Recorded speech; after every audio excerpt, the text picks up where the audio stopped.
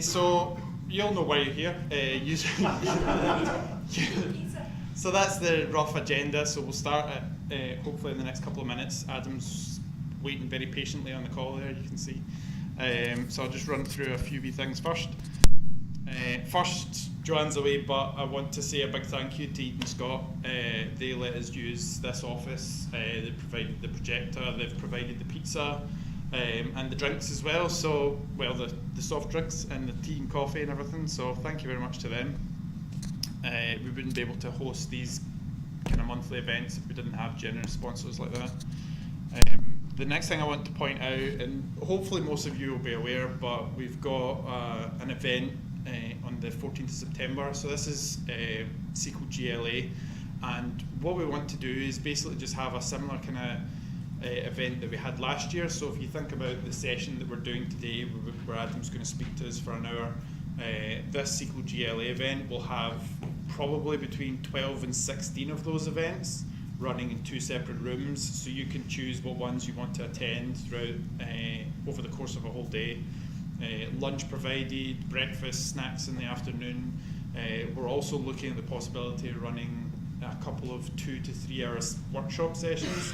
So it'll be similar sessions to this, but it'll be over a longer period, and it'll probably be hands-on as well. So it's the kind of thing that's quite good for speakers to kind of walk you through things and walk you through techniques and new products or new features and things like that. And all of it is free. If you're interested in speaking, the speaker submissions are open. If you go to our website, there's a header saying speak. You can check there and submit a paper if you want. And registrations will probably open about June. But if you use that hashtag, that QR code, or the link at the bottom there, and Bitly links are all case sensitive, but if you use that and sign up to our mailing list, you'll get notified first, and you will have access to the registration first, and also grab a leaflet there. Just to let you know as well about a vaguely close by event is SQL Saturday in Manchester. Some leaflets here as well. I believe there is still a promotional code available for their pre-cons, so that's kind of like what I was describing with the workshop session, but it's a full day, and they're normally between £100 and £300. So these are all about £199, I think it is, but the code gets you £75 off. But I believe it finishes at the end of this week, so you need to get in there fast. But that's in July, so definitely check that out. And then when we're finished here, help yourself to some stickers as well. Other than that, the next session that we have is on the 19th of April, and that's an introduction to containers with Chris Taylor. So if you are on Twitter, he's SQL Geordie, is it? SQL Geordie. So definitely check that out, that'll be pretty interesting. And that's everything. That's our social media and kind of contact information if you don't already have it. I will finish there, and I'll unmute Adam and he can say hello. Hi, Adam. Hello. Hey. I just ran through some kind of introduction stuff there, so okay. We're good to go. All right. I think everybody knows who Adam Saxton is. 50% of the guy in a cube, the amazing videos that him and Patrick both put up, and I think we discovered that it's pretty much all the syllabus requirements for the Power BI exam, if you're interested in that as well, are all contained in their videos, so it's top quality stuff. Adam's going to talk to us about the Power BI Data Gateway. Can you make me a presenter? Yep. I'm so glad I could just right click and do that there. Yeah. Or you could just use your imagination, that would work too. All right, let's share that. Let me know when you can see.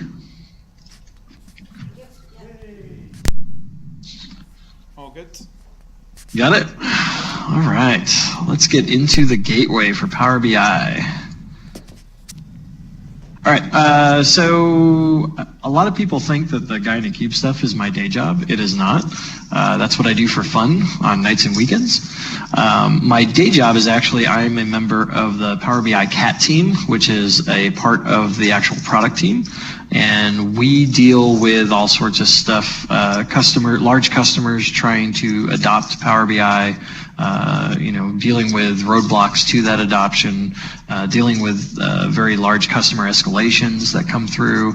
I like to refer to us as the CAT team is the elite ninjas of Power BI.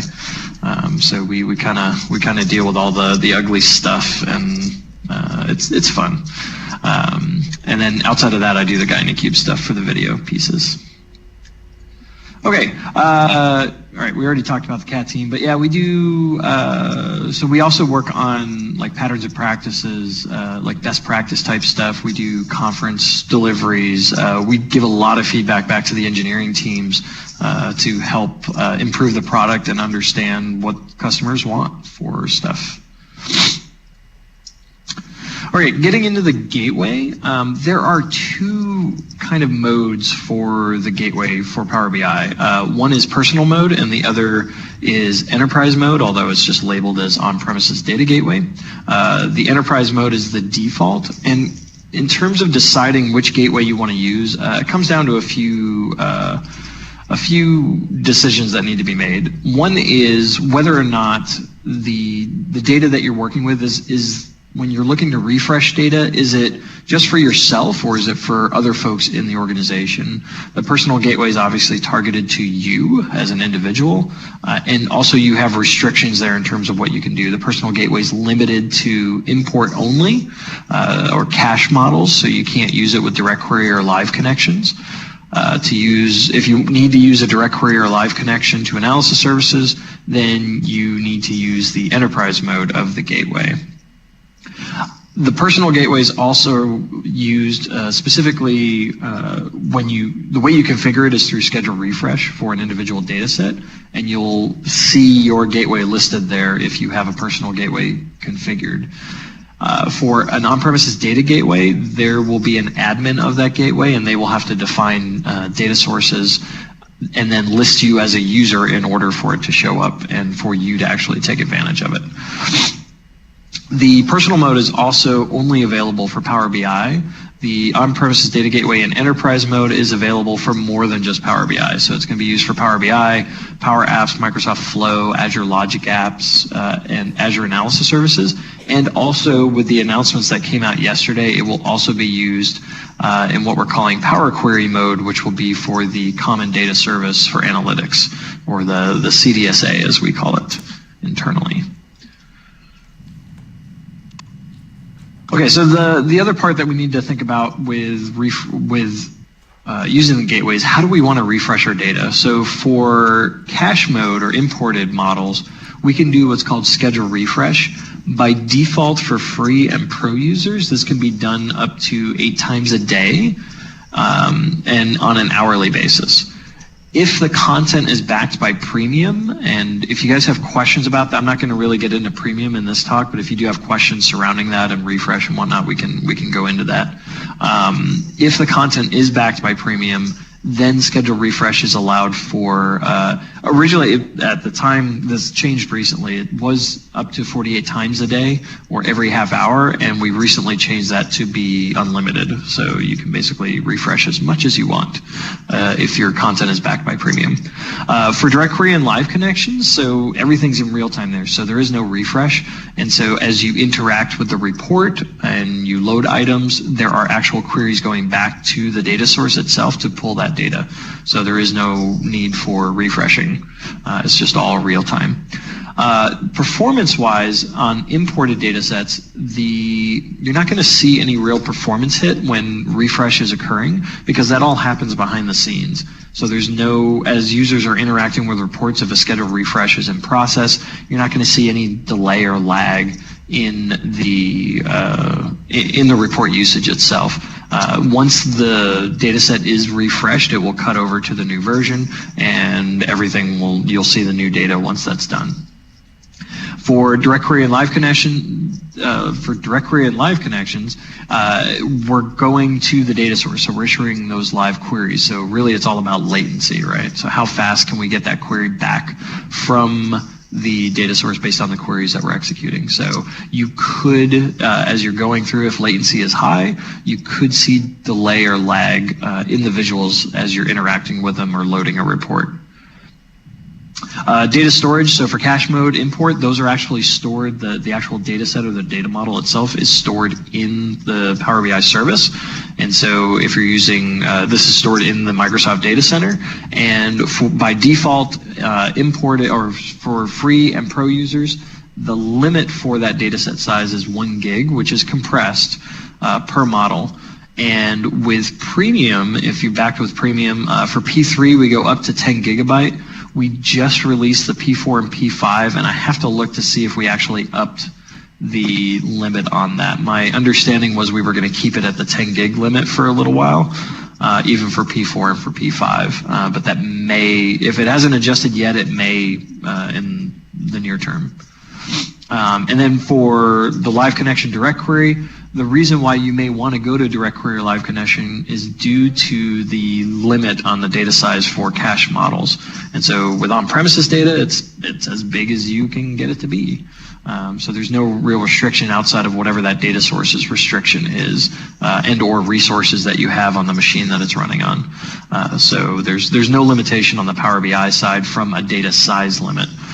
One thing to note, though, when we do issue those queries, we do put there's a 1 million row limit on the data that's being returned, but typically we go through and hopefully you're filtering data enough to where you're not just getting like 1 million rows back on a single request, and so those can that's something to be aware of when we're issuing that.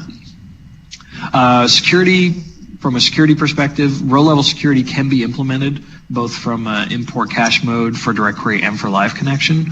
So for imported and direct query, we have options for creating row-level security inside of Power BI Desktop. And when that is done, the row-level security, you're creating roles inside of Power BI Desktop, and then you assign users to that once you've published it to the service. And that will happen as once the model is loaded inside of once the report is actually engaged. And for analysis services, you would implement row-level security in analysis from a live connection perspective. So we pass the end user from Power BI down to the actual data source, and we'll get into that a little bit more.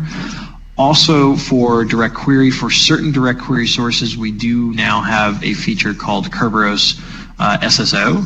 And this also allows the usage of the end user Power BI being passed to the data source itself, and we'll talk about that a little more later.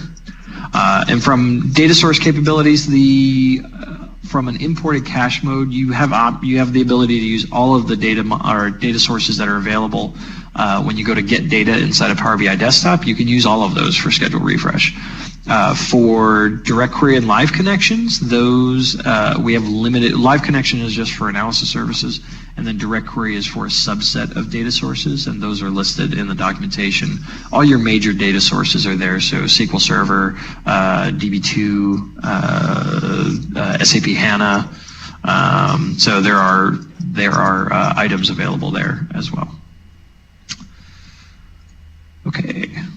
From just a high-level architecture perspective, so I mentioned before that the on-premises Data Gateway Enterprise mode can be used with other services, and the way this works is we actually use, the way the gateway works is through the Azure Service Bus, and then that connects up through the Gateway Cloud service into the actual services that are making use of the gateway. And so there's a queue that gets created inside of Azure Service Bus. When you register the gateway, that's what creates that queue. And then the gateway basically pulls that queue looking for requests from the given services. And then from there, the gateway is going to connect to the on-premises data source and then funnel that data back up the path to the services in question. Okay, so just kind of walking through that a little bit in terms of how that actually works. So the first thing that we're going to have to do is install and configure a gateway. This is very quick operation. You do have to sign in with a user that's registered with the service, so it has to be something that exists in Azure Active Directory. So for our cases here, we'll say Power BI. You have to be signed up for Power BI, and you will have to log in and sign in as part of that installation process. The reason for this is because that action is what registers the gateway with Azure Service Bus and with the Power BI service itself. And so that's how we connect up to the cloud, is by that given login. As a result of that, and there's been a lot of questions I get in terms of, hey, can I use a gateway? I may be an ISV that I deal with many customers, and they each have their own Power BI tenant. Can I use one gateway for my database to funnel to them? And the answer there is, you can't use one gateway to do it, because a single gateway is tied to a specific tenant, and that tenant is the user that you signed in with. So if I sign in with my Microsoft credential, that gateway is now assigned to the Microsoft tenant and can't be used with other tenants. So that's something to be aware of. So if I had 5 tenants that I was working with, I would have to install 5 enterprise mode gateways and sign in with a user from each of those tenants. So the other thing with the installation is that you can only have one gateway on a single machine. Like an enterprise mode gateway can only be installed on a single machine. So if I did need those 5 tenants and 5 gateways, I'd also have to have 5 machines running the gateway. So in order for that to work. Okay, so after the gateway is installed and configured, it will be available from the Power BI side of it. We can go into manage gateways, and we will have to create data sources for all of the data sources that we want the gateway to work with. Once that's done, also then we can, if we're dealing with imported or cached models, we will have to configure schedule refresh in order for refreshes to occur once the data source is configured inside of the gateway. At that point, we're either going to interact with a report, or we're going to schedule refresh, or we're going to hit refresh now from a report perspective. What that will do is it will actually create a request, and it will put that into the Azure Service Bus queue. At which point the gateway will sit there and pull the service bus, basically looking for requests. So the key point here is that the gateway reaches out to Power BI. Power BI and or the other services do not reach into your infrastructure. And so it is all outbound related items from your infrastructure's perspective. Power BI doesn't do anything to get into your infrastructure. The gateway then takes that request and decrypts the credentials. So when you create the data source inside of Power BI, you have to supply credentials for that data source. So this is the credential that it will use to connect to that data source. Those credentials are encrypted and stored in the Microsoft Data Center. The encrypted blob is stored in the data center. The actual key to decrypt that encrypted blob sits with the gateway and is on premises. We do not have the private key to decrypt that encrypted blob within the cloud itself. So there's no way for us to do that on our end. That private key is generated when you go to install the gateway. And as part of the install, and I'll walk through this, as part of the install, you have to supply a recovery key. And so that is also used as part of the way to generate that key. And so you need to know what that recovery key is in order to do it. So there's no way for us to decrypt the credentials that are stored for the data source itself. And so after the gateway decrypts those credentials, it will then connect using those credentials and run the query on the data source in question that was used for the report. And then the gateway will send those results back up the stack, and then those will be materialized inside of Power BI. All right, so let's take a look at what this looks like. So first off, let me go to a machine that doesn't have a gateway on it. So you can download actually, let me show that first. You can download the gateway in a few ways. You can actually do it directly from PowerBI.com. You can also go up to the download section inside of Power BI, and you can download the data gateway there. This is a single installer for both the personal and the enterprise mode gateway.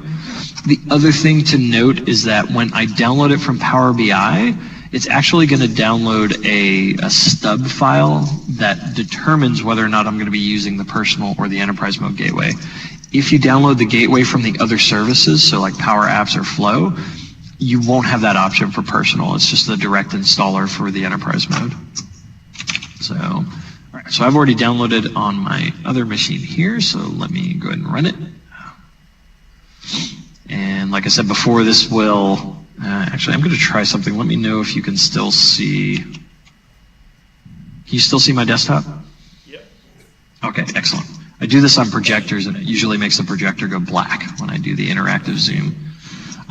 Okay, so once we're in the gateway installer, I just hit next, and this is the choice I make of whether I want personal mode or if I want the enterprise mode, and the default is enterprise mode. And so, ooh, simmer down here. Let's go next. It will go, at this point, it will actually download the installer for the enterprise mode, and it gives you a few warnings, just letting you know about network connectivity. You can choose where it gets installed. That's great.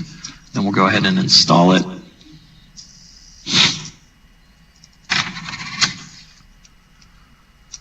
Takes only but a few seconds to do this.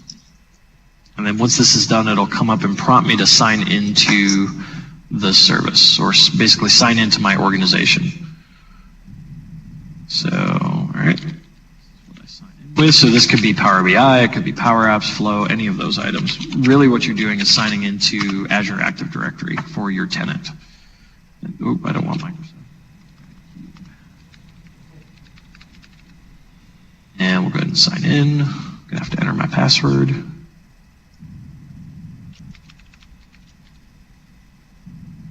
All right, and that didn't take very long at all. The first choice you're gonna have is either register a new gateway on this computer, or you can migrate, store, or take over an existing gateway. At this point, I'm gonna register a new gateway. If I was in a situation of whether I was migrating or from a disaster recovery perspective, maybe the machine died on me and I've got to put that gateway on a new machine, you could do the restore option here, and that's where you need the recovery key that you're going to enter, so you got to keep that safe. And the nice thing about that is when you restore or migrate the gateway, all the data sources that you configured in the service and the passwords and whatnot that are there, that information is just, that's all synced up to wherever you put the new gateway. And so you don't have to re-enter all of that. I've had a few customers ask me like, hey, we lost the recovery key and now we have to either migrate or restore the gateway. How do we keep all that stuff set up so I don't have to re-enter all the data sources? And the answer is you can't. So there's no way we can do that on our end because we don't have the encryption key. And so there's no way for us to handle that. And so if you lose that recovery key and have to restore it, you're gonna have to re-enter all the data sources again, which could suck. So make sure you're keeping that safe. All right, so I'm gonna register a new gateway here, and you can give it a name. And we'll call it, this is my third gateway, so I'll just call it that, for lack of a better word. And we introduced a new feature here, I want to say it was like December, I think, is when it came out. And it's this concept of gateway clusters. And we'll talk about this a little bit more later, but the idea here is that I can have multiple gateways inside of a gateway cluster, and what I actually manage in the Power BI service is the actual cluster itself. And so I can choose to add this to an existing cluster, or I can make it a whole new gateway, at which point it will create a new gateway cluster. So here, if I choose add it to an existing one, we will see a drop down of existing gateway clusters that I have access to. So there may be others in my organization, but these are the ones that I can get access to. So in this case, I'm actually going to create a new one. So let's go ahead. And this is where we add the recovery key. And so whatever I enter here, it's a passphrase. It can be whatever I want. Just make sure you keep that safe. So let's go ahead and do configure. And this should take just another second. And we're good. And so this gateway now can immediately be used with Power BI, Power Apps, and Flow. And there is some extra configuration you have to do for Logic Apps and Azure Analysis Services, and that's done in the Azure portal. You actually have to create a gateway in the Azure portal. It's a gateway resource, and that's tied to this actual gateway itself.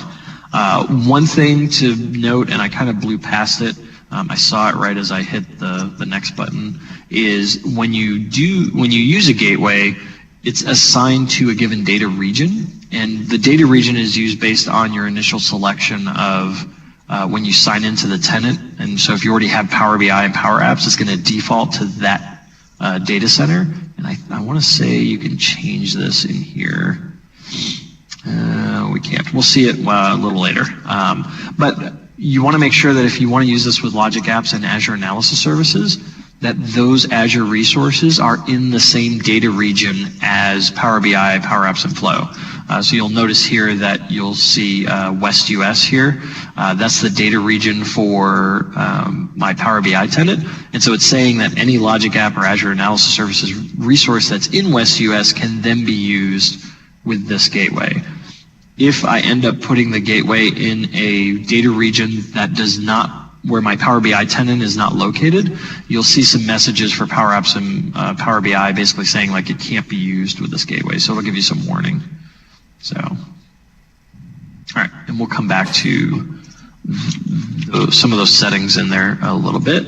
So once we've installed the gateway, at this point, I can go into the Power BI service, and there's under the gear icon, you will see Manage Gateways. And this is used for the enterprise mode of the gateways. You will not see personal gateways show up here. I've had some customers ask me why they don't see their personal gateway. This is specific for the enterprise mode gateway. So let's go into Manage Gateways. And now we'll see I've got two gateway clusters here. So I've got my Contoso gateway, which I've had for a long time. And now you'll see this third gateway that I just configured into the service. So that created a new gateway cluster, which only has one gateway in it. So as part of the gateway itself, you can give it some information that's available for it. You can also list who are the administrators of this gateway. So by default, whoever signs in to configure the gateway is going to be the first administrator, and then you can add other administrators to the gateway itself. This means that if they are an administrator, they will see the gateway show up when they go to manage gateways. And so in that list before where I said I could add the gateway to an existing gateway cluster, it will be those gateway clusters for which I'm listed as an admin, which gives me the rights to configure and manage it. And so you can add people in there. I always recommend having a couple people, not just yourself, if this is an actual like setup for IT production operations, because if you're for some reason, if you leave the company, and there's 3 ways that you will ever leave a company, you'll either quit, you'll get fired, or you may die, which hopefully does not happen. But it's guaranteed you will leave the company at some point. And so we want to make sure that this is for operations of the company. We want to make sure that this is up and running and we can continue to manage it for whatever reason that you leave the company, or maybe you're just out sick for the day and something needs to happen. And so try to make sure you have more than one person listed as the administrator so they have access to it. Inside of the gateway itself, I can create data sources. So I've got a couple listed here. I'll just look at, that's a good one. We'll do AdventureWorks here. And so when I create a data source, I have to give it some information. First, I give it a friendly name. Then in a dropdown, I select the data source type that I want to create for this data source. So in this case, it's SQL Server. It could be analysis services. It could be, we have a whole list of data sources that are there that we can refresh from.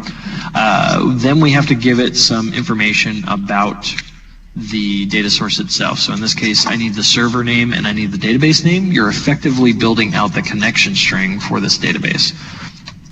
After you've supplied the server name and database name, you will then need to supply some credentials for that data source. In here, I can choose whether it's basic or SQL auth for SQL Server, or I can say it's a Windows credential. These credentials are what will be used when we go to use the data source. So for schedule refresh, it's always going to be these credentials that you've supplied. By default for direct query, it will be these credentials that are used to connect to the data source. For AS Live connections, if you want to use a live connection, whatever account you put here has to be a server admin within inside of the analysis services instance, because of the fact that we use effective username to pass the end user onto analysis services. And in order to use effective username, that account has to be a server admin. So this account has to be a server admin in that case. There are some people that are not okay with that. Today, that is the only option for you to use a live connection. So those credentials have to be entered in here. For direct query connections, if you have a direct query source that allows you to do the Kerberos SSO, SQL Server is one of those, that will be listed under advanced settings. And in there, there's a checkbox that you can put in that says, hey, use single sign-on via Kerberos for this direct query queries. So that's an option you can enable or disable if you want to use it or not. It does require Kerberos configuration from a gateway perspective, which I love. Kerberos is awesome. It is one of my favorite things. And so if you're intimate with Kerberos and want to get that all set up, by all means, go for it.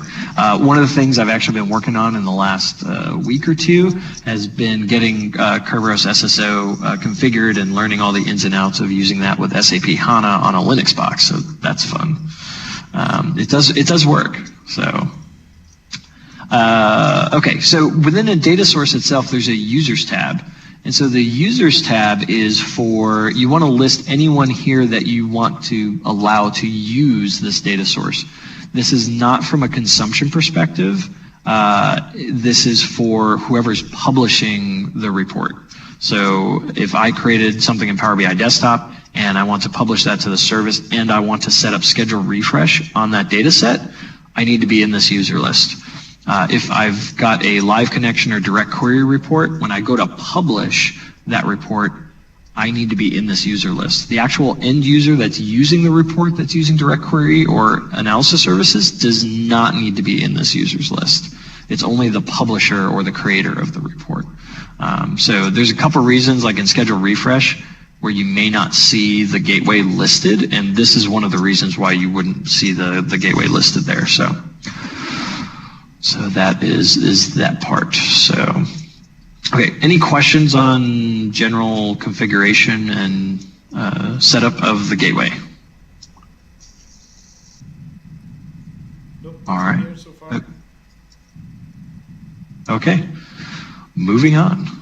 So I did mention schedule refresh itself. Let me go in and look at this one. Nope. Sorry, I want to go here, data sets, and then this should hopefully have the gateway listed. It does. And so when you go into schedule refresh for a given data set, you will see a couple things here. So you should see a gateway connection if it's a data source that requires a gateway. So you may have an imported cache model that's going against Azure SQL database. You don't need a gateway for that. So this will be grayed out because it says, hey, it's an online source. You don't need it. There is an option that was for the data source itself where you can, or in the gateway itself, where it says that you can push cloud data sources through the gateway. If you did select that option, you would have to choose a gateway for that given data source. But by default, this will only be there for on-premises data sources. And so here is where you can choose, if you have a personal gateway, you can choose to use that, or you can use an enterprise mode gateway as well. And so you'll be able to select that one from the list.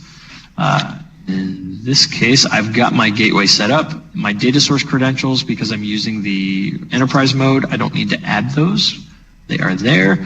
And then from there, I can configure schedule refresh and set up the times and whatnot that I've got. So that's all available for you from that perspective. For an actual live connection, you won't actually see anything there because it'll say, hey, this is using a live connection, so it's always up to date, so we're good to go. And then for direct query, you should see another thing as well. So you won't see any gateway selection here. You select the gateway when you go to actually publish the report itself, if there happens to be more than one gateway that has that data source configured.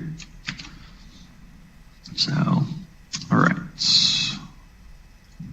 Right there. All right, let's talk about row-level security. So I mentioned before that row-level security is defined at the data set level. So this is done inside of Power BI Desktop for imported cache models and for direct query.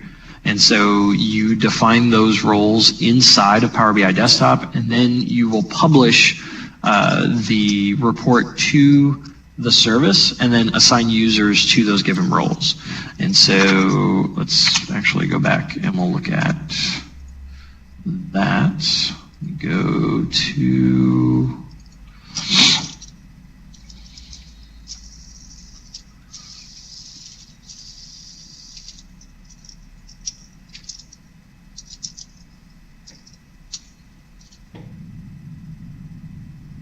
go Power BI desktop. Okay, so within your Power BI desktop file, if I go to the modeling tab, I can then choose to manage roles, or I have an option to view as a given role.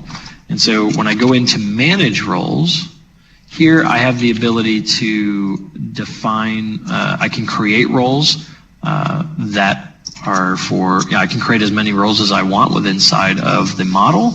And then for each role, I can define a DAX expression on a given table. And so this means that if I'm assigned to United States, that it's going to filter something based on United States. So if let me go to United States here. So you'll see that I have a filter on my customer orders table where I'm defining region equals United States. And so this DAX expression has to equate to true. And when it does, what this means, if I'm assigned to the United States role, I will only see customer orders that are within the region of United States. And so it's basically limiting, or it's applying a filter to my queries based on what I'm allowed to see and based on the roles that I'm assigned in. And if I was added to the United States and the China role, I would see both United States and China. So it compounds the two together. There is also a way to do dynamic security. So where I could put in, there's two functions that we have. It's user principal name and username. And so that would base the filter or whatever it's filtering on based on the user that's actually signed into Power BI. And so that would require also having a users table within inside of my model that can then be filtered and then have relationships to certain data. So that's available for you as well. So once that's done, I can publish this to the service. And if I go to where that is, go to data sets, and then if I come into Contoso Sales, you'll have an option here for security. And when I select that, you'll see that I can assign those users or groups to the given roles, and then that item will be affected by them. So. And then one of the nice things inside of Power BI Desktop is we can actually test that role. So if I want to see how this is going to work before I even publish it, I can go to View as Roles and I'll say, look, only pretend I'm in the United States role, and then you'll see that affected. So now I'm only seeing data from the United States. I won't see it from anything else. So same thing if I choose China, and then boom, all I see is China's data. So, and then if I choose both, I'll see both sets of data. So those are things that you can test inside of Power BI Desktop. It's pretty cool. All right. And let's go to, so from the single sign-on perspective for the Kerberos piece, the way that this works is we will actually use the UPN of the user that's signed into Power BI. And so UPN may not be something you're familiar with. Essentially what this is the email address that you sign into Power BI with is not actually an email address. It's actually a user principal name. And so that's the property on the Active Directory account that we're signing in with. And what we do is we pass that to the gateway, and then the gateway will map that to the user principal name of the local user. And then it will execute the query on behalf of that original user. And this is what we do is there's a way that we can, by default, we just look for the user principal name value in the local domain account. And we try to match that up with what you signed into Power BI with. If it is, then we create a Kerberos ticket for that given user that we found locally. In a perfect world, this all works and you don't have to do anything. And this is the same thing we do for analysis services as well, for live connections. And so the trick that we get into is that sometimes it doesn't work or they don't match. And so there's things that we can do to help that. But again, remember, if you want to use the Kerberos thing, we've got to check that box to say, hey, use single sign-on for Kerberos. Let's go to this one. So for the actual user, for the user mappings themselves, like I said, you have to have a local Active Directory account, has to be present, and has to match with your Azure Active Directory account. We can do manual user remapping. That's for analysis services only, and that's done in the data source inside of the Power BI service for the gateway. There are problems with that in the sense that if you have a lot of users that you're having to remap, you have to type them all in individually.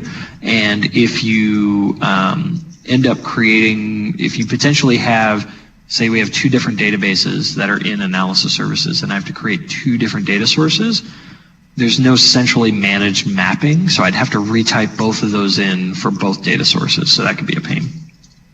And then whatever that maps to, that item has to match the local on-premise Active Directory account from what was passed to the gateway.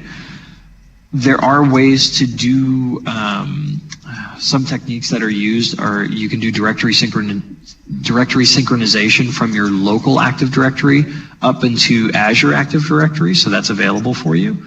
That's the preferred approach, so that way the user principal name that's on premises, that matches what we sign into the service with. And so there's absolutely going to be a match. So you don't have to do any of this remapping business. But there's a lot of organizations where they don't look, what I'm signing into Power BI with is not my user principal name on premises. So some examples of where I've seen that are like global companies where they may have directories for different regions. So like maybe Canada, UK, US, and so they may have different user principal name mappings for those regions. And so that's not going to map to what I'm signing in to Power BI with. So that's where you're going to have to put in some remapping perspective. One of the things that came with the Kerberos SSO implementation in the gateway was this concept of actually using property lookups inside of Active Directory itself to do the remapping. And so that can be used with both the Analysis Services Live connections and the Direct Query Kerberos SSO pieces. And that allows you to store whatever the value is that's coming from Power BI into an Active Directory property. And then you can also assign what property you're actually going to use to generate the item that's going to be passed to the data source in question. So I've got another slide in here that talks about this in a little more gory details, but instead of going through that, I will just show you. So with inside of the gateway, let me go to, so if I go to C, Program Files, On-Premises Data Gateway, there is an awesome configuration file here. I refer to it as the Gateway Core file because it's a really, really long name. And so it is this file here. It ends with gatewaycore.dll.config and is in the on-premises data gateway folder. This file has most of the configuration items for the gateway itself from a config file perspective. So you can do a lot of cool things in here. If I scroll down, and we'll go through, there's a lot of settings you can look at here. I will see 2 settings, and specifically where I've got so AD username replacement property and then AD username lookup property. These have to be filled out, and if they are filled out when you enable the Kerberos SSO and or if you have a Analysis Service Live connection, when these are filled out, it will go after the Active Directory properties specifically for this. So the AD username lookup property, the bottom one, I have Power BI lookup listed there. This is the property, I actually created this property inside of Active Directory. And so on my users, there's a property now called Power BI lookup. The value for this is what they sign into Power BI with. And so I put in whatever that email or user principal name is that I sign into Power BI with goes into this property. And so it's going to first look for that. And once it finds a match, it's then going to use whatever property is defined for the AD username replacement property. For me, I just have user principal name listed there. It's a property on the Active Directory account, and it's going to use that. So in the case of Analysis Services Live connections, it's going to, whatever I sign into Power BI is going to go look at Power BI lookup, And when it finds that, it's going to take whatever the value is for user principal name and stuff that into the effective username property of the connection string to connect to analysis services. From the Kerberos SSO perspective, it's going to take whatever the value is for the replacement property, and then it's going to try and create a Kerberos ticket based on that value and the user that was found there. So you can, for these given properties, you can put whatever you want there. They just have to match to a valid value. For the lookup property, you can use, there's a lot of properties inside of Active Directory that just don't normally get used. One example of that is physical office delivery address. So that's a field you could potentially hijack if you didn't want to create your own. Also, inside of Active Directory, let me pull up, where was it? Go into, there's a very cool property in here, which is a little comedic. Schema.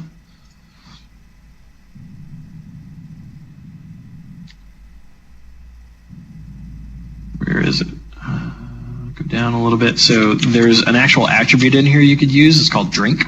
So you could just assign that to users, and then you put in the Power BI item into your drink, or you could just use it to store what your favorite drink is. So there's lots of properties in Active Directory. That one's kind of like an Easter egg inside of Active Directory that you can use. So for this example, what I'm going to do is, you'll notice here I've got it in two places. So I originally had this set up with the physical delivery office address, and then I also have that Power BI lookup value in there. So the account that's on premises, I'm going to use my John Doe account. What I'm actually going to sign into the service with is test user 6. Test user 6 does not exist in my local Active Directory. So what will happen there is when I sign in, let's go to sign in with test user 6.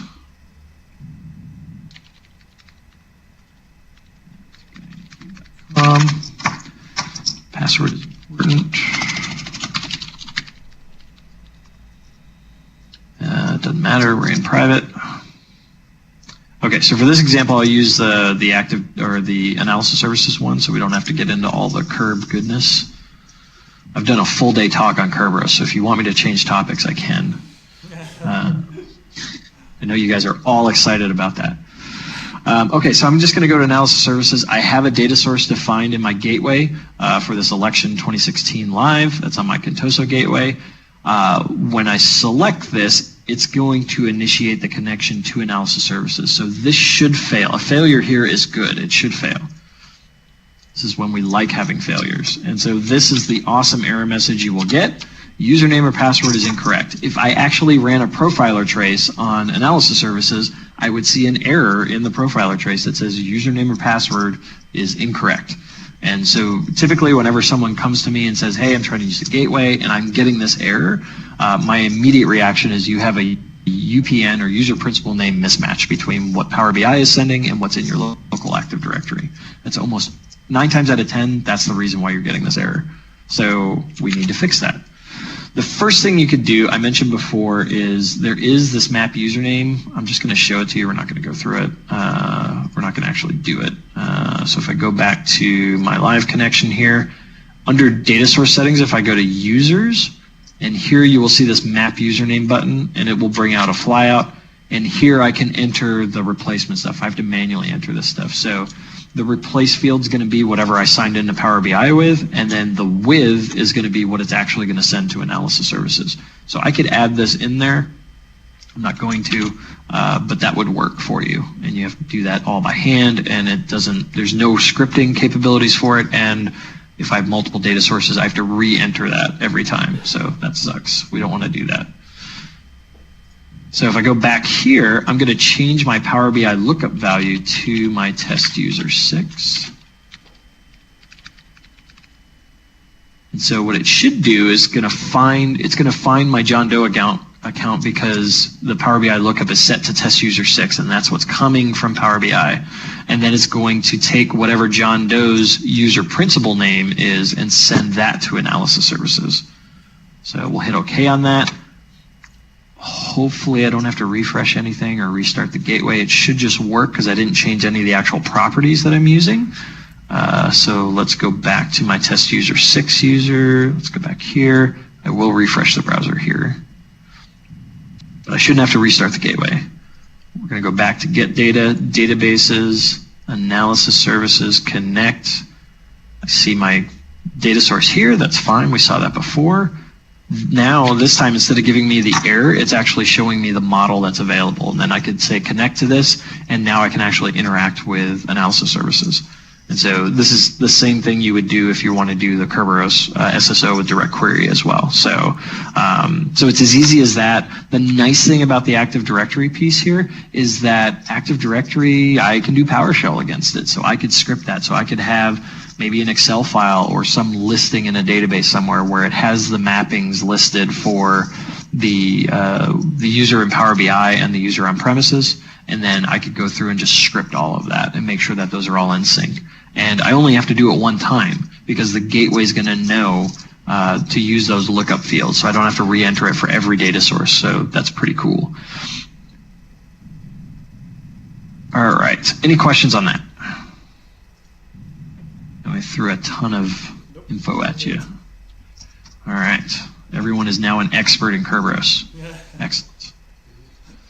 All right, let's talk about high availability. So one of the things we introduced, this was again around the December-January timeframe, is the concept of high availability. I already mentioned that we introduced the concept of gateway clusters. So the idea here is that I have a cluster of gateways, of one or more gateways, and if the primary gateway goes down, one of the other gateways will then pick it up and allow you continuity of your connections.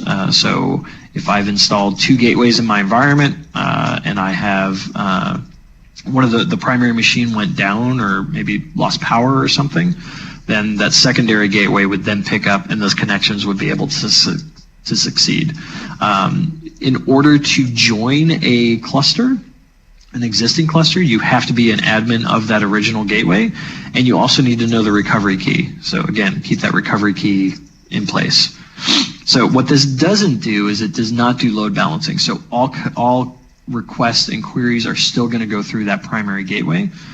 We did announce that we are going to be implementing load balancing for the gateways. So the idea there is that it'll just do like a round robin between the gateways that are in the cluster. Today, though, that is not in place. So that's going to be coming down the line, hopefully soon. Sometime soon, but we haven't announced any timelines on that. So keep your eye on the Power BI blogs for the gateway monthly updates to see when that is going to be made available. And you can also guarantee that from a Guy in a Cube perspective, I'm going to be making a big stink out of it once it's available. So there's going to be some videos. All right, so along with this, we also released some PowerShell commands that are available to use with the gateway. And so one of the problems that we have is if we go into the UI, so let me go, the UI, let's get rid of test user 6, we don't need that. If I go into manage gateways, I see the gateway cluster. So I just see this Contoso gateway. I don't know how many gateways are actually part of that cluster. I also don't have the ability to remove, what if I wanted to decommission the second machine that has the second gateway of that cluster? It's not the primary. How do I get rid of that second gateway if I just want to get rid of it because I've already got 2 others that are joined? There's not a way for me to do that from the UI perspective. I can do that from a PowerShell perspective. So let me open that up. Actually, I need to do this as an add.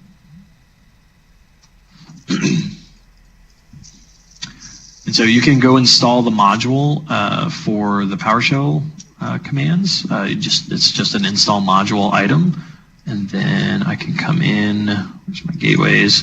So it's install module, it's the on-premises data management gateway.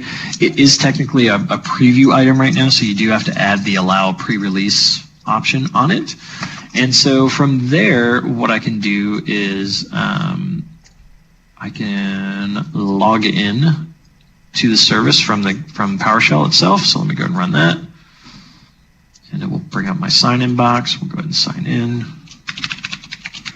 And again, this is only going to show the gateways that I'm an admin of. So this is not going to show me all gateways in my organization. So it's not a way to manage all gateways in your organization. These are just the ones that I'm an admin of specifically.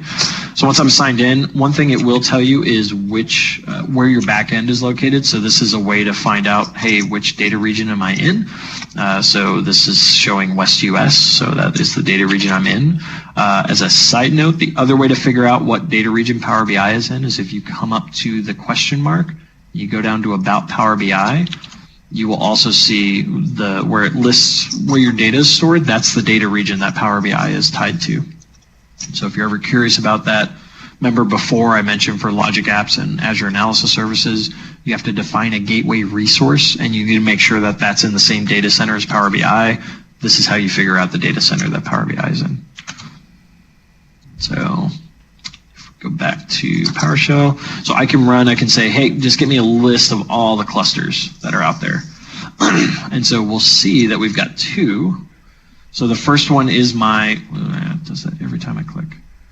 First one is my gateway cluster. So we'll see some initial information about it. And then we will also see the gateways that are listed in here. So I see my first gateway. This is the primary gateway. And we can see that because it says is anchor gateway. So the anchor gateway is the primary gateway. The other thing we can see in this list too is what machine is the gateway installed on. So that may be important if we're having to, maybe we need to go update the gateway and make sure that it's on the right version. But maybe I'm not the one that installed it originally. Maybe that person left the company. Remember, they will leave the company for one of 3 reasons. And the new person doesn't know where that gateway is. It's like, oh, I need to update it, but where is it? This is a way you can find that. So it's easy to figure out what machine it's on. And then if I look at the other gateway, you'll see here that it's not an anchor gateway. And you can also see what machine that is listed on. And one of the other commands I will show you, it does show you the gateway version that's installed on that given gateway machine, which gateway version's there. And can't really see it here, but these are actually different versions. So this gateway itself needs to be updated. And I'll show you, one of the other commands will actually show you that it does need to be updated. And then we'll see that next gateway that we installed. So this was that 3rd gateway. So this is the new gateway cluster. And there is only 1 gateway as part of that cluster. So that is available as well. Actually, both of these gateways need to be updated. So that's interesting. So we can take if we want to look at the info for a given gateway cluster, we can pass in the cluster ID and we can get that. That is the object ID. Back up. So in the gateway clusters list, that's the object ID of that gateway cluster is the cluster ID. So we can go ahead and run that. And when we run that, we will see some other information here. So for this given cluster, remember I said there's 2 gateways, and we'll see both of those gateways listed, and you will see upgrade state says it's up to date. It's actually not, though. That's a lie. This one will actually tell you that there is a new version available. You can see that the versions are different between them. The 6584 is later than 6549. However, when we looked at the other, if we looked at the new one that we just installed today, let me go back to that. That's actually at 6614. So there's probably some bit or something we forgot to flip on to tell you that there's an update available. So, but this is a way for you to tell, like, hey, are the gateways up to date? Do I need to update them? So you can do that in kind of an automated fashion and get alerts on it. So that's something that you can do. You can get status of individual gateways. The other commands we can run on here are, we can do things where we can remove, remember I said that we can remove gateways from a given cluster. I can also remove accounts from a given gateway from an admin perspective. So there are things that we can do there for setting, removing, and getting options from a given gateway itself. We can also, from the gateway data region, I said that we can set that from, we can do that from a PowerShell command. You can also do it in the, where is it? On premises, So if I go back to the on-premises data gateway tool, if I sign in, should be able to change the data region from the tool itself. There's also an option you can set the data region when you go to when you install it. I thought there was a way to change it in here. Maybe not. All right, I guess not. It's there when you go to install though, so that just takes you to the portal, Azure portal. So you can't do that in there, but I'll keep that up. We're going to come back to that. Okay. All right, so that's, we've talked about how to configure and install the gateway. We've looked at high availability. We've looked at the PowerShell commands and also the items that we can use for direct query and live connections for username mappings that are in part of the gateway. The last thing we're going to talk about is troubleshooting. Like, how do we troubleshoot the gateway when something goes wrong? And as part of that, one of the things I get in discussions on deals with slowness or performance of the gateway. And/or usually it's around the reports, not the gateway itself. So the things I like to talk with people about are, how do you determine where you're going to install that gateway? We have some recommendations for the type of machine you should install it on. We say start with an 8-core machine. That may seem like a little overkill for the gateway. And you may actually be okay with a machine that's less cores than that. That's just our recommended. And to give you a little insight into where that came from, I was asked when I owned the documentation for the gateways, I was asked to, hey, we need to put in some recommendations because people are asking for that. So I asked the engineering team, okay, what's the recommendation? They're like, I mean, you don't really need a lot. We don't really know, details on, what's like the minimum. So I said, well, how about if I just copy and paste it from the .NET Framework's recommendations? And they said, yeah, that sounds great. So I just copied and pasted it from the .NET Framework. So that's where that comes from.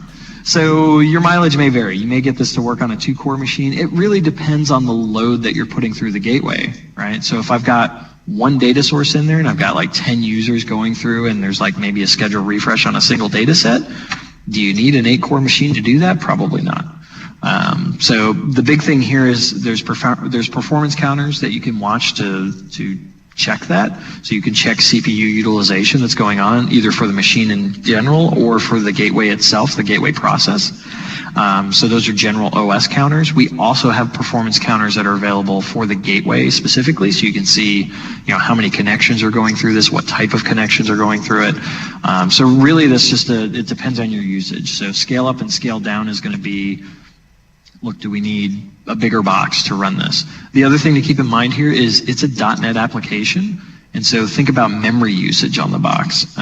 So again, if I have one little data set and I'm just doing scheduled refresh on that, and I've got 10 users hitting that in the service, do I need a lot of memory for it? Maybe not. It depends on the data set size, but probably not. Now, if I've got 20 to 30 data sources that are running through that machine, and I've got a mix of live connections or direct query and or cache schedule refresh, from a .NET application perspective, I'm going to connect to SQL. I'm going to query that information. It comes to the gateway process. So it's going to sit in memory, and then I will pipe it out to Azure Service Bus. And so that's going to take memory to do. So depending on how much data you're funneling through that, you're going to need more memory for it. So the big thing there is just keep an eye on the performance counters, watch what it's doing, and scale accordingly. And in terms of scaling out for a given data source, that may be where maybe we set up a different gateway cluster and it's on a different machine because we don't have load balancing yet. Once we have load balancing, then load balancing is the answer. But in terms of scaling out, create a new gateway cluster and then move some of those data sources off to another gateway cluster that's sitting on another machine, so you can kind of balance how many data sources are going through those given boxes. The gateway, in terms of where to actually install the gateway, like what machine do I put it on, you want to get it as close to the data source as possible. And so the closest you can get to the data source is to install it on the machine that's running the data source. So you absolutely want to install this on a SQL server, right? Probably not. Your DBA would probably yell at you and or laugh at you. and they won't let you install this on the SQL Server itself. And personally, from a production environment, I do not recommend installing another process that runs on the SQL Server. So this goes for other services like that come with SQL Server. So if you're running Database Engine, I don't recommend you put analysis services and/or reporting services on that box either, because they all want the resources of the box. And so we want to make sure SQL is running very nicely. And/or you may have a data source like SAP HANA that's running on Linux. You can't put the gateway on a Linux box, so it's a Windows-only machine. So you need to make sure that the gateway is just as close as possible. So the next closest you can get would be on the same subnet as the data source. So it's sitting maybe on the same network switch or hub, and hopefully not a hub, hopefully a switch, or it's right next. It's in the same subnet. So the whole idea there is we want to limit latency, because the more latency that's introduced, the slower the communication is going to be. The absolute closest you could be would be if I have, so say I'm going to SQL Server, and I install SQL Server on an Azure VM that's in the same data center as Power BI, and then I install the gateway on that SQL Server itself. That's the absolute closest you could get. And in that case, I've removed the internet from the equation. So I'm no longer going over the internet because everything's in the same data center, so we never exit the data center. So that's going to be super fast. And/or spin up another VM in the same data center that's running the gateway. So again, we've eliminated the internet. What I probably don't want to do is to have Power BI that's sitting, the data center for Power BI is sitting in Europe. My data source is sitting in the United States, and I put my gateway on a machine that's sitting in Australia. That's probably a very bad idea.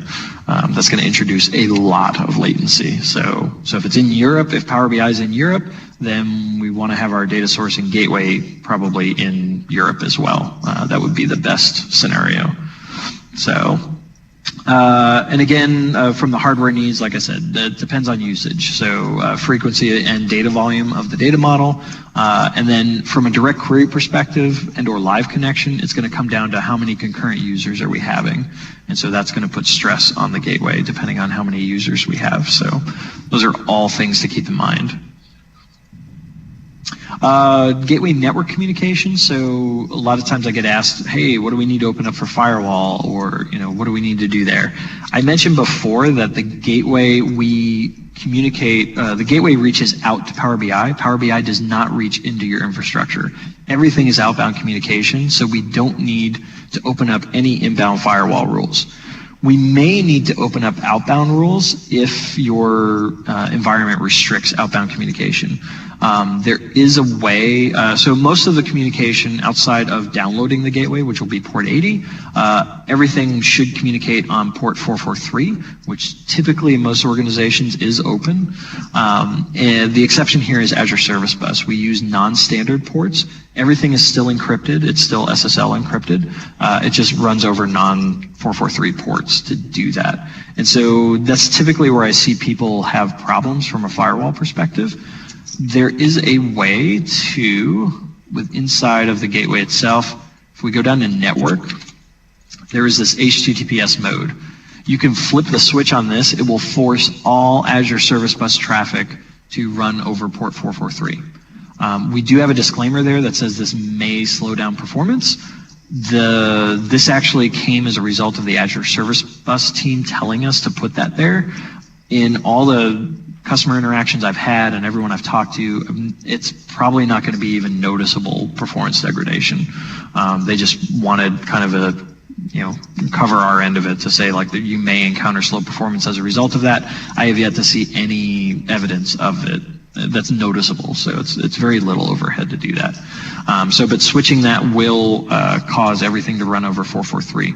The other thing this will do is Azure Service Bus traffic runs over IP. The initial communication will be over a fully qualified domain name. Every subsequent request will be IP generated.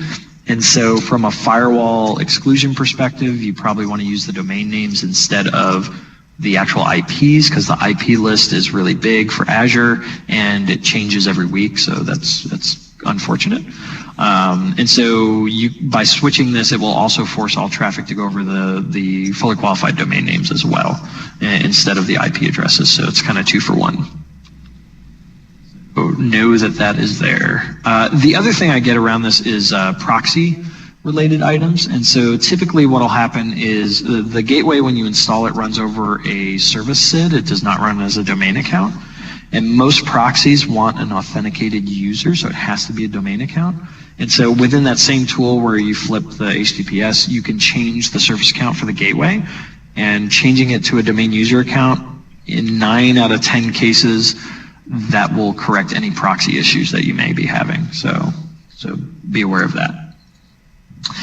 Logs. So within that tool, also under diagnostics, you can export the logs for the gateway. This will zip all of them up and put a zip file on the desktop of the machine, and you can go in there. So if you ever need to send those to support, if you're calling support, those are quickly available. Also, just if you want to go in and look and see like what the errors are that are happening. Typically, if an error occurs, you'll get some kind of generic message in the service or some high-level error. You can always go into the log. So the first thing I do is I go into that log and I look for some sort of exception, a .NET exception that occurred. And that usually gives me a more specific error that I can then maybe figure out, hey, is the SQL Server yelling at me, or is something else going on? So I always recommend going to look at the logs first to just see if you can figure out what's going on. Sometimes it can be cryptic, so you may not be able to figure it out, but sometimes it's very helpful. Like you'll get an actual SQL error and you'll be like, oh, I know what that is. It's some permission issue of some kind. So you can go take care of it. So that's available for you as well. So for disaster recovery and gateway restore, like I said, your recovery key, make sure you save it somewhere so that it's safe, because that can be used to restore the gateway onto a different machine or to join another gateway to the cluster. And then I mentioned before, once the gateway is restored, all the data sources and encrypted credentials will be stored along with it, because that the private key will be there on the gateway machine. And then the restored gateway will have the same name and takes place of the original gateway across the cloud service, so you don't need to do any mapping or remapping or anything like that. So, all right, that is pretty much everything I had for the gateway. Any questions? No, that was a lot of content. I've got a couple, Adam. Okay. One I probably should ask earlier on when you did ask if there was any questions. Talking about the gateway admins, is it possible to have AD groups in there? Not for the admins. If I remember correctly, it does not allow for admins to be listed, or sorry, groups to be listed. Let's go in and look. Yeah, so it says people. There's, right now it's individuals, not groups. I know a couple other customers have asked that, and I'll go back to the gateway team and make sure that that they're aware of it as well. One thing to, just a general comment, I always talk about this, is that if that's something that you want and it's not there from a feature request perspective, if you're not familiar with it, you can go to ideas.powerbi.com. And if the idea is there, you can vote it up. And if it's not there, you can go and create it. The one thing I will tell people is if you create an item, make sure that you're evangelizing it. So, because if you create it, no one's going to know it's there. So that's like you in a crowded room, saying hello in a whisper, and no one's going to hear it. So just make sure that you're putting that out on Twitter or putting it in communities somewhere and letting people know, hey, be sure to vote for this item if you guys want this. But we do look at these items, and if I go to top, you'll see we've got some big items in here that have a lot of votes that we're, usually we look at this every week and we rank these, and we'll put like under review or planned or in progress, started here for incremental data loads. So we do go through these items and look at them. And we did have one of the items in desktop was an idea item. It was the sync slicer that came out recently. So these do get implemented into the product. So obviously I'll bring that feedback back to the product team, but I also recommend for any of those items, make sure you're voting it up here. So thanks. Good question. I had another one as well. You were talking about the clusters, like you can see there. Is there any plans to show that within the UI, like whether the gateway is a cluster or what servers are underneath it, or is it purely going to be through PowerShell? My understanding is it's going to be through PowerShell. I don't think there's any plans to enable the view of the individual gateways from the UI at this time. So I would definitely say it's not going to happen this calendar year. That may be something they look at next year, but right now that's not in the thinking. And something a wee bit related as well was you pointed out different versions between the cluster gateways. Yes. Is there any warnings or issues with that? Like if that's likely to cause a problem? Generally, if they're close to each other, it shouldn't be a problem because the mashup engine should be fairly close.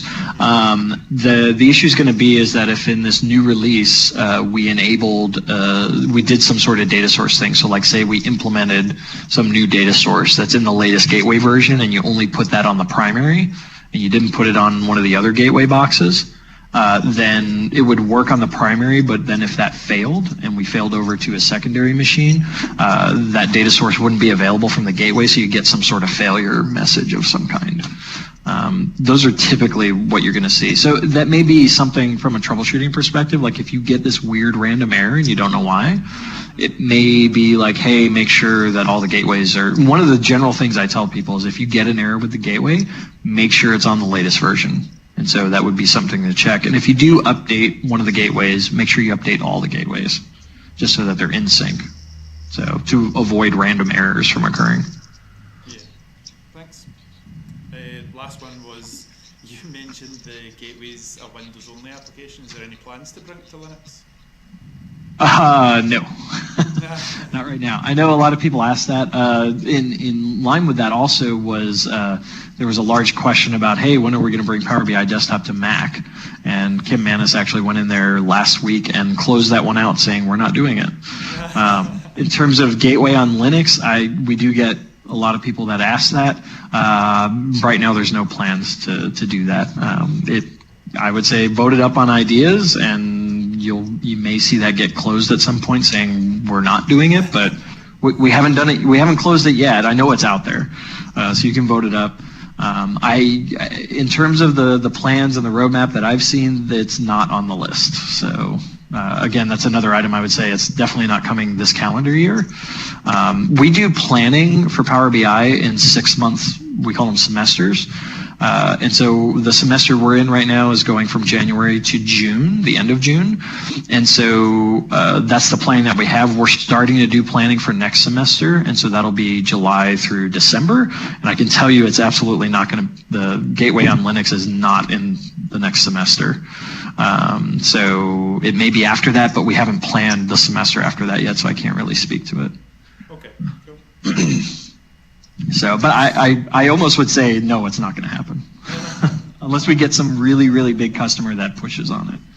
Yeah, to be honest, it's not something that is terribly relevant to me, but it's just with Microsoft's push into Linux recently. Like I said, like SAP HANA users, like that's a Linux box, and that's in shops that are typically on Linux. And like they are the ones that want that type of operation, but I don't see it happening. I have a question, Adam. With the data gateway, is there any diagnostic tools that can be used to determine if there's an issue with, say, a lot of calls made to the data gateway? The reason I'm asking this is it's not unusual for some of our customers to say, oh, reports are slow today, so we have various tools we can go and examine that. I'm not aware of anything in the data gateway that allows us to rule that out or add it to our list of things to check if the reports are maybe slow in delivery. So one of the things that we have from a troubleshooting perspective in the documentation is a troubleshooting article. And inside of the troubleshooting article, like in terms of just general performance, we've got some documentation here that talk about the performance counters that are available. The other thing is, how do you review slow performing queries? Like how do you determine, or how do we rule out, like is it the gateway that's causing a problem, or is it something between the gateway and the Power BI service, or is it the Power BI service itself? The only thing you're going to have access to in terms of determining that is really the gateway itself. You might be able to do some things from like a network trace perspective just to see the latency between request and response with the Power BI service. But the Power BI service itself, in terms of performance on that end, is somewhat of a black box. So, because you guys aren't going to have access to the actual performance logging that we do on the back end. But from the gateway perspective, what you can do is you can enable, there was a section in the configuration for the, there's two things that you have. One is that gateway core file that I mentioned before. There is a section in there, first off, that you can emit the query traces. So that'll actually emit, this is the query that was executed against, SQL Server, or this is the DAX statement that we're running against AS. So that'll get loaded into the log if that's enabled. The other thing is inside of, let me go back to here. For diagnostics, there's an option here for additional logging. This is what we call level 5 logging or verbose logging. And when you enable that, you actually have the ability of getting timing output in the logs for given queries. And so there's some examples of that in here. Where is it? Yeah, so this says how to enable it from the gateway core config file, but there's now a switch available for you to do it. And so this talks about how you can actually line entries up and what it will actually look like, and will display one of these. It'll actually display duration information as part of it. And so you can actually see like how long did this query take to execute at the data source level, at which point then I can say, okay, this is how long it took to get to the gateway, then everything after that is, from there. So that's about the only thing I have in terms of like what tools are available. Obviously there's tools for the data source as well, like profiler traces, things of that nature. But it's one of those black box things from a cloud perspective that's hard to narrow down from an end user perspective. Unfortunately. I'm sorry? That's fantastic, thank you. Okay, cool. Another question? Just to confirm, is the cache mode refresh, or indeed all the refreshes, are they like full refreshes or delta? So right now, when you do a schedule refresh, it is all or nothing. It does the whole thing. One of the things we announced when we announced this is a premium thing. We announced that incremental refresh will be part of premium. And we actually, in some of the announcements we had yesterday, we confirmed that. And also, if you went to ideas.powerbi.com, if you saw when I was scrolling through there, it said that we started incremental refresh. And so the idea there is you'll be able to, for scheduled refresh, you will be able to do incremental refresh if the content is backed by premium. So that's going to be there. If you're not using premium, it will always be all or nothing. Okay, thank you. Not on premium, I can't remember the number, it's like 48 now. Unlimited refreshes for premium, I think the number for Pro's 12. 8. 8, okay. Yep. Was that like per model, per file or whatever, or was that like total for the day? So so for free or pro, when you go to do schedule refresh, the timings that you can have they're hourly based, and you can have up to 8 different times during a day that you can say to schedule refresh. When you do premium, so in the slide deck I had 48. I need to change that. It's actually unlimited now. So you can add as many as you want in there. It's still like half-hour increments, but you can add as many of them as you want in there. The thing to note also with the timings that you do for schedule refresh is, and we do note this in the documentation, is it doesn't happen exactly at that time because it goes into a queue, and depending on how many things are queued up, it'll be around that time, but it's not going to be exactly at that time. Sometimes you may get lucky and it will hit exactly at that time, but it may be like, I think 10 to 15 minutes later, it could be. So be aware of that. Okay, no, that's cool. So the final question, honest. Would you say that there's, because we've obviously been looking at Data Gateway, one of the reasons we came tonight. We've also been looking at Power Bits. I don't know if you're aware of that. That's kind of like just a PowerShell module that interacts with Power BI APIs and seems to do like incremental updates to some extent, and also kind of like on your own time. Would you say there's still like benefit looking into that, or is like improving stuff with so water? yeah, I missed half of that. Oh, sorry. It was kind of breaking up on me. So we're looking at gateways, but we're also kind of looking at this Power BIBS thing, which is a sort of PowerShell module for interaction with APIs. I'm not sure if you're aware of that. I've heard inklings of it. All right. So it seems to allow you to do incremental updates as well as kind of like on your own schedule, which for the way that we've been pulling the data is probably beneficial. Would you say that there's still some mileage in that, or all the premium features? So when we say incremental updates through that PowerShell command that's using the APIs for Power BI, I'm curious as to the implementation of that and how they're doing that and what they mean by incremental. So I'm not specifically familiar with what they're doing in that or what's being done in that command. From an API perspective, I can tell you that we do have an API to trigger a refresh, which is the same action as if you're in the service and you hit refresh now on a data set. And that is an all or nothing operation from an imported cache model. The other thing we have is we have a concept called push data sets or streaming data sets where we can add rows to those through APIs, but that's not for a normal cache data set. So if we're saying that we're using the APIs to update or refresh a data set, my first assumption there is that we're calling the refresh API, which is, again, an all or nothing thing. So it can't be done incrementally.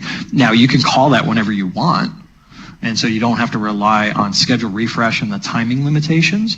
So you can call it, like typically, we actually just had a video, Patrick did a video yesterday on this, where he highlighted the fact of that, where you can, or no, sorry, he did something else. What I talk about with that refresh API is, say that you have some ETL operation or SSIS package. At the end of that, you know that your warehouse is up to date, and then as part of that process, you want to trigger the refresh inside of Power BI instead of relying on schedule refresh, which may or may not align to how long it took to load your warehouse.